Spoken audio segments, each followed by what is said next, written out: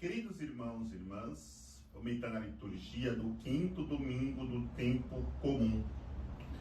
Os textos nos são apresentados para reflexão com a primeira leitura do livro do profeta Isaías, capítulo 6, versículos de 1 a 8.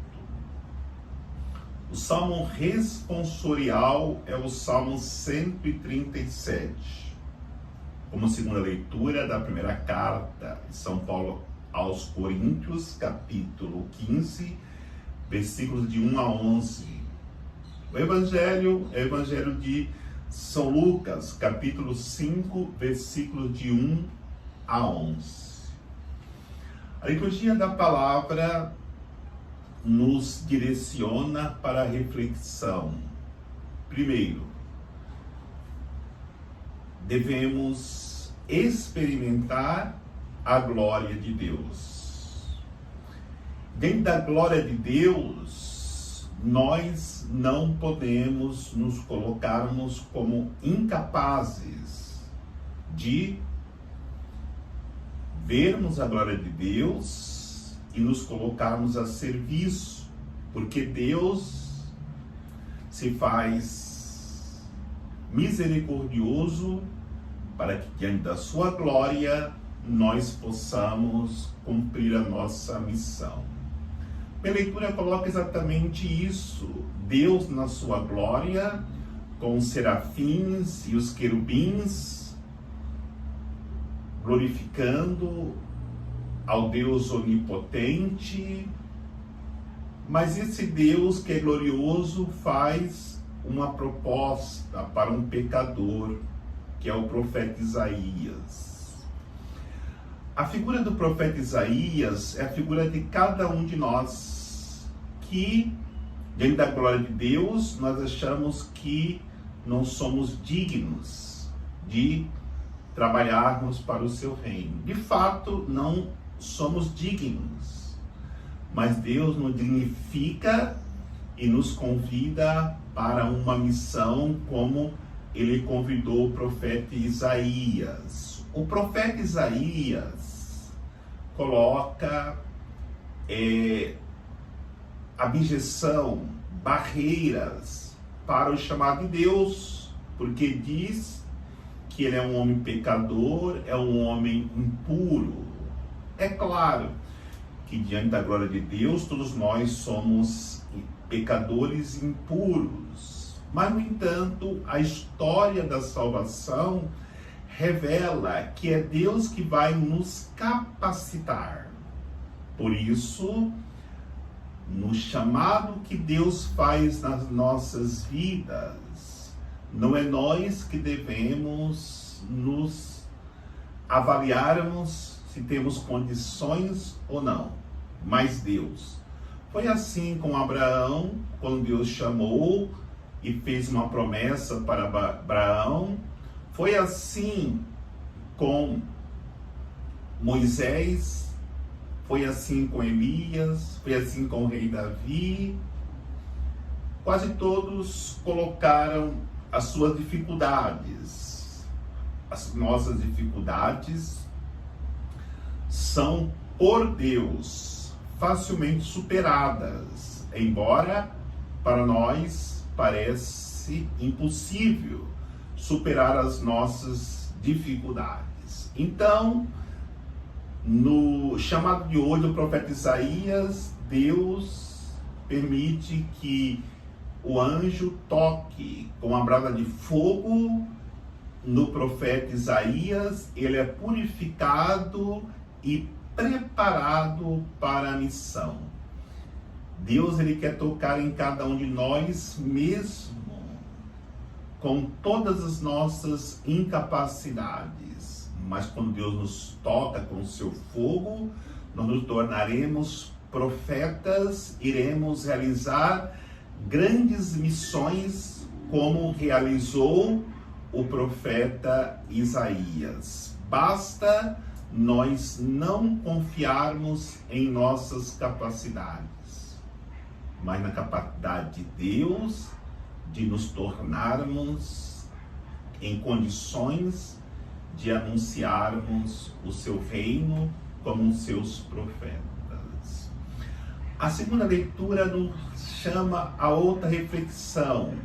Se na primeira nos colocava sobre a glória de Deus, na segunda leitura nos apresenta o Evangelho. O Evangelho como fundamento da nossa comunhão com Deus e da nossa experiência de Deus. Nós ouvimos que diz São Paulo que pregou o Evangelho. Esse Evangelho anunciado é preciso ser vivido. E o que ele anuncia? Que Jesus morreu, que Jesus se entregou, que Jesus ressuscitou e que Jesus apareceu para algumas pessoas. Para que Jesus apareça para nós e tenhamos uma profunda experiência dessa sua aparição, nós precisamos viver o Evangelho. O Evangelho é exatamente aquilo que anuncia São Paulo, que Jesus morreu por amor a nós, que Jesus passou em nossas vidas fazendo bem. Enquanto nós não fizermos essa experiência de Jesus, que no Evangelho traça para nós o itinerário da sua vida e, consequentemente, o itinerário da nossa salvação, nós não poderemos ver Jesus. Por isso vai dizer que Jesus apareceu para Cefas. Cefas é Pedro, que teve que fazer a experiência da cruz, que teve que aceitar o Evangelho com todas as suas consequências, que teve que fazer a experiência do ressuscitado. E aí vai dizer que apareceu para mais de 500 pessoas, para Tiago. Deus vai aparecendo para aqueles que têm a experiência do Evangelho, que encarna em si o que nos ensina o Evangelho. Talvez a situação ainda hoje seja semelhante à de São Paulo, antes de São Paulo fazer a experiência do Evangelho. Perseguidor da igreja, não acreditava que Jesus é o Filho de Deus, até que no caminho de Damasco ele faz a experiência de Deus. Porque Jesus apareceu para ele, ele se abriu ao Evangelho, à Boa Nova. Por isso que ele diz hoje que apareceu por último para ele, porque como um abortivo ele perseguia a igreja de Jesus Cristo. E depois dessa experiência ele diz: eu sou o que sou, fazendo assim uma menção daquilo que Jesus fez na sua vida, mesmo outrora, ele sendo esse grande pecador, grande perseguidor da igreja. Depois que abre o coração, a sua vida é transformada. E a experiência que ele faz de Jesus é uma experiência que o levou a nunca mais voltar ao pecado, voltar à vida velha. Caminhou na vida nova em Cristo. Por quê? Porque fez a experiência do Evangelho. Se fizermos a experiência do Evangelho, não tem como nós não fazermos a experiência que São Paulo fez. Viver plenamente em Cristo. E o Evangelho, a nossa terceira reflexão, é a questão da barca de Jesus. Minha leitura fala da glória de Jesus, que o pecador pode fazer experiência. A segunda leitura fala da experiência do Evangelho. E quem abre o coração pode fazer a experiência do Evangelho de salvação. E o Evangelho fala, para podermos ter esse encontro com Jesus, precisamos entrar no seu barco. Mas como entrar no barco de Jesus?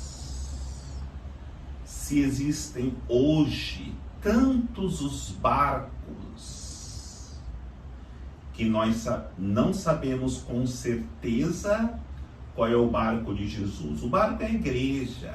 Existem hoje tantas igrejas que temos dificuldades para sabermos se estamos de fato no barco de Jesus.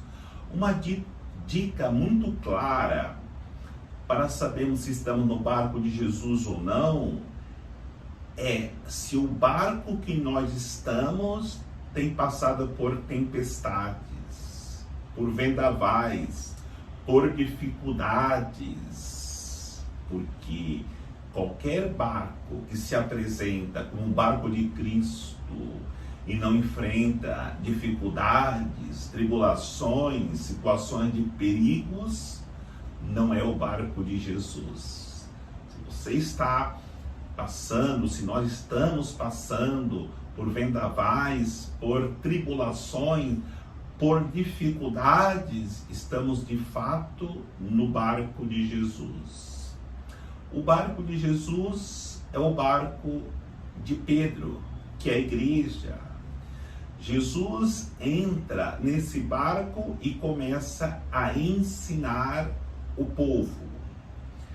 Mas a experiência de Pedro pode ser a experiência de cada um de nós. Por quê? Porque Pedro passou a noite inteira pescando. E como profissional da pesca, ele sabia que era impossível durante o dia conseguir pegar algum peixe. Mas Jesus diz: lança a rede, mas primeiro adentra-se ao mar mais profundo, sai da superficialidade, sai do comodismo e lança a rede para o mar mais profundo. Pedro, por obediência a Jesus, foi fazer a experiência, foi lançar a rede em um mar mais profundo. Ele adentrou ao mar e lá lançou a rede e ali fez uma pesca milagrosa. Quantas vezes nós pescamos não só a noite inteira, mas a vida inteira e não pegamos nada? Primeiro temos que refletir: será que de fato eu estou no barco de Jesus? Será que quem eu estou obedecendo é de fato Jesus?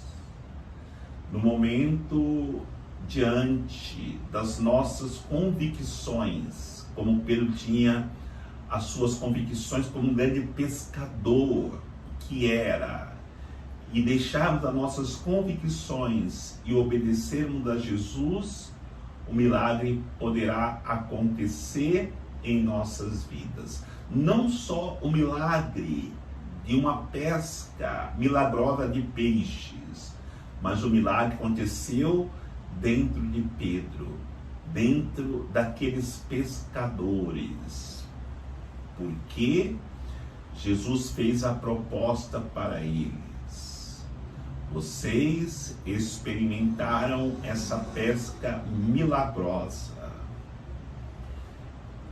A partir de hoje, vocês serão pescadores de homens.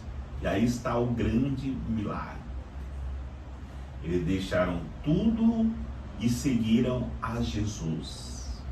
Porque a partir daquele momento, não seriam mais pescadores de peixes, mas de homens, para colocá-los no aquário de Jesus e ali pudessem experimentar todo o amor que Jesus tinha para com eles, eles pudessem assim experimentar a alegria da salvação que acontece no momento que entramos no barco de Jesus e ali ouvimos a sua palavra, palavra de salvação.